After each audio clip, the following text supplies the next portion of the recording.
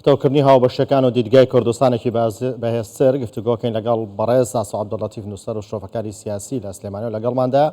بەڕێز ساسۆ عەبدوڵەتیف سڵاوتان لێبێتۆم کاتتان باش. هێژە ئاسۆ گەلێک بخێراتنە کوردستان 24 گوتارە سەرۆک وەزیران گەلێک تەکەزی لێسەر مافی خوچارە نویسیە کرد و گوتی ناکوکی و کێشەین سیاسی نادادپەروەریەکیان مێژووی دروست کردیە. هین چاوە شروع بەتکەن. سپاس بۆ ئەم دەرفەتە لە ڕاستیە بۆ ئەم قۆناغە سیاسیە مێژوویەی گەلی کورد بە تایبەتی هەرێمی کوردستان لەگەڵ دەرەوە دیبلۆماسیەتی کورد بەشداری کارای کورد لە کۆڕبەند و ساڵۆنە گەرمە جیهانیەکاندا چەند ساڵێکە کە ئەتوانم بڵێم کورد چالاکانە بەشداری ئەکا گرنگی حتمی هەیە لە ڕۆژهەڵاتی ناوەڕاستە بە حکمی ئەوەی جیۆپۆلەتیکی کورد نەوتی کورد وزەی کورد و گوتاری کورد لە ئێستادا ڕۆڵی بنچینەی ئەجێڕێ لە سەقامگیری ناوچەکە لە ڕۆژهەڵاتی ناوەڕاست و وەلەو پەیوەندی ئاڵۆسکاوەش کە لە دوای شەڕی ئۆکرایناوە لە جیهان و لە ئەوروپا دروست بووە بۆیە ئەوان پێشوازی لە هەموو هەنگاوێکی هەرێمی کوردستانەکەن بە ئاراستەی ئاشتەوایی بە ئاراستەی سەقامگیری لە ناوچەکە و خۆتان ئەزانن کە پێشتریش کورد کارکتەرێکی ئەساسی و بنشینەی بووە لە کۆتایی هێنان بە ئەفسانەی داعش لە عێراق و لە سووریا و بێگومان هەوڵێکی کەمیێنەیە گەلی کورد و قوربانیەکی زۆری لەو پێناوە بەخشی. ئەگەر جاران ئێمە ئەزانین لە 100 ساڵی پێشوە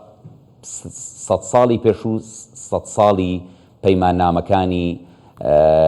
سایکس بیکۆ و لۆزان و سەعد ئاباد و جەزائیر و ئەنفال و کیمیاباران و قڕکردنی گەلی کورد بوو. ئێستا خۆشبەختانە کورد بە شێوەیەکی دراماتیشی لە کۆڕبەند و ساڵۆنە هەرە گەرمە سیاسیەت دیبلۆماتەکانی ئەوروپا و ئەمریکا بەشداری ئەکا وەکو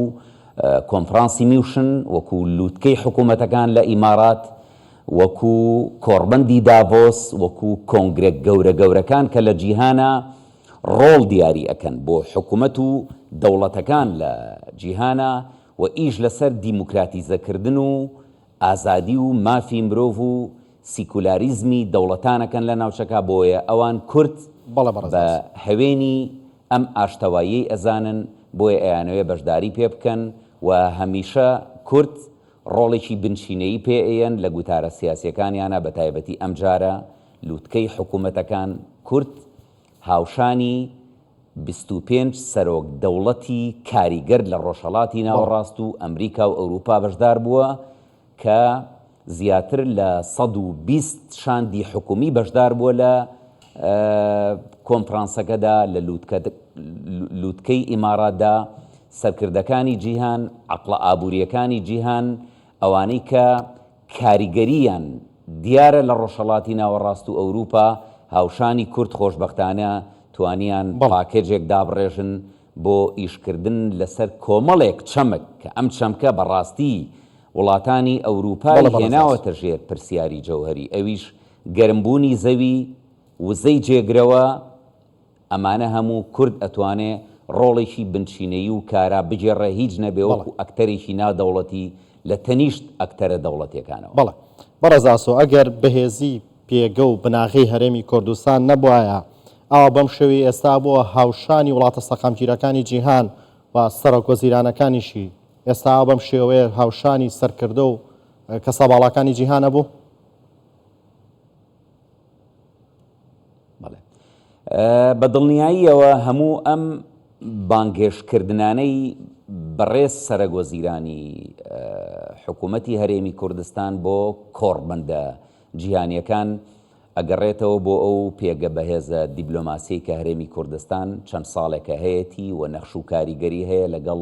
وڵاتە ئەوروپیەکانە بە تایبەتی ئەمریکیەکان و کورد ڕۆڵێکی بنشینەی گێڕا بۆ مانەوەی هێزەکانی هاوپەیمانان لە عێراقا وەکو پێشتریش ئاماژەم پێکرد بۆ کۆتایی هێنان بە تیرۆریزمی نێودەوڵەتی و با بڵێن مؤسسەی داعش لە ڕۆژهەڵاتی ناوەڕۆست و لە سووریا و لە عێراقا. لەبەرەوە ئەوان کورد ڕاستە خاوەنی وزە و خاوەنی نەوت و خاوەنی گازی سروشتیە و ئەوان ئەم گازەی کورد و ئەم نەوت و وزەی کورد بە جێگرەوەی وزەی بەشێکی وزەی دەوڵەتێکی گەورەی وەکو ڕووسیای ئەبینن بۆیە ئەبینین کۆمپانیا گەورە زەبەلاحەکانی جیهان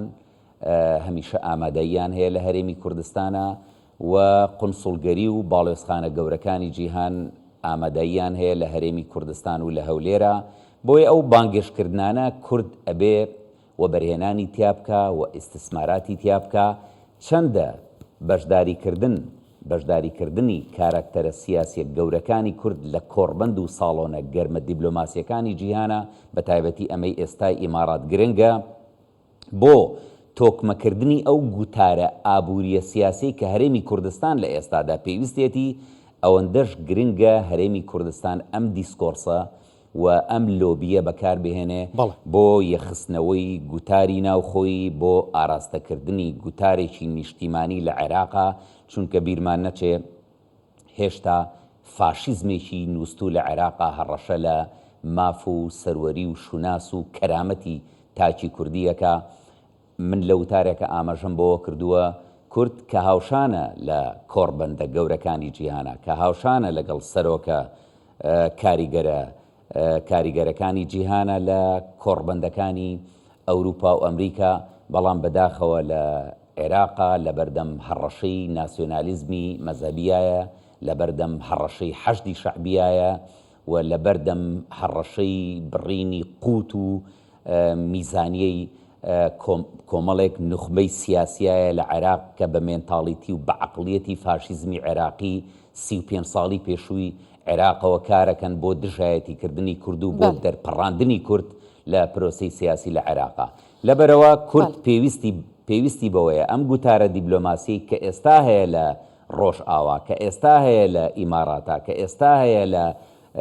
میوشن با بڵین لە هەموو ئەو کۆنگرانی کە باسمان کرد ئیستثماری بکە لە ناوخۆی هەرێمی کوردستان ناوخۆی هەرێمی کوردستانی پێ بەهێز بکە بۆ ئەوەی ئێمە پێگەی بەهێزمانە بێ لە بەغداد باشە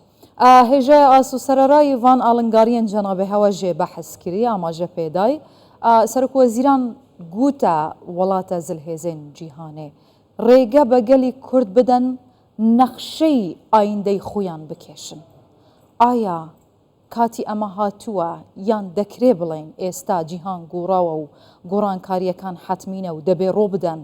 ئەوانیش گوێ لەگەلی کورد بگرن؟ بەڵێ خۆی ئەو گۆڕانکاریەی کە پێشتر هەبوو لە ناوچەکە بێگومان ئێستا باشتر لە جاران گوێ ئەگیرێ لە گەلی کورد جاران سەردەمێک بوو سەردەمی قات و قڕی بوو سەردەمی فیودالیزم و سەردەمی دەرەبەگایەتی بوو سەردەمێ بوو کە کورد تەنانەت حیزبیشی نەبوو تا سەردەمی ژێکاف و تا دروستبوونی پارتی دیموکراتی کوردستان و حیزبی کوردی لە سەدەی بیستەمە و لە دوای ئەوە کە حکوومەتی هەرێمی کوردستان دروستە بێت تا ڕادەیەک ئەزمونێکی سەرکەوتووە بەنسبەت ئەو نخبەیی کە ڕۆژهەڵاتی ناوەڕاست و ئەمریکا و ئەوروپا و ئەمانە بەڕێوە ئەبن گفتوگۆکە تا ڕادەیەک گفتوگۆیەکی سوودبەخش و ئومێدبەخشە بۆ گەلی کورد ئێستا کورد خاوەنی پەرلەمانە خاوەنی موسساتی حکومیە خاوەنی دامەزراوەی دیموکراسیە خاوەنی ئەوەیە ڕۆڵی هەبێ لەو گوتارە دیبلۆماسیە یونیڤرساڵە جیهانیە کە جیهان ئەوێ پێشوازی لە کارکتەرە تازەکانی وەکو کورد بکە کورد بەنسبەت جیهانەوە ڕاستە خاوەنی مێژوویەکی پڕسەروەریە بەڵام کارکتەرێکی تازەیە لە جیهانە کارکتەرێکی تازەیە لەو گۆڕەپانە سیاسیە و ئەبێ کورد بە شێوەیەک لە شێوەکان سوود وەرگرێ لە مۆدێلی تازەی حکومڕانی دەوڵەتە تازەکانی ناوچەکە چونکە بۆ خۆی لووتکەی ئیمارات چەندە پێشبینی سیمای حکوومەتەکانی ئایندەکە ئەوەندەش چاوەڕوانی ئەوەیە کۆمەڵێک حکوومەتی نوێ لە ناوچەکە لەدایک بێ کە بە بڕوای من بەشێک لەو حکوومەتانە و لەو دەوڵەتە سربەخۆیانە ڕەنگە حکوومەت گەلێ بن کە کورد وەکو کورد تا ئێستا نەگەشت بن بە ماف و خواست و داواکاری ڕەواکانیان، چونکە کورد ئێستا شایانی ئەوەیە کە چیانی سربەخۆی هەبێ، شایانی ئەوەیە کە گوێی لێ بگیرێ، شایانی ئەوەیە کە دەوڵەتی سربەخۆی هەبێ و 100 ساڵیشە کورد بۆ ئەوە خەباتەکە و ئومێدەوارین دەوڵەتانی خاوەن پێگە گوێ لەم نەغمە سیاسیەی گەلی کورد بگرن. بەڕێزا سەعادوڵاتیف نووسەر و شۆڤەکاری سیاسی لە سلێمانی لەگەڵماندا بوو. سوپاس.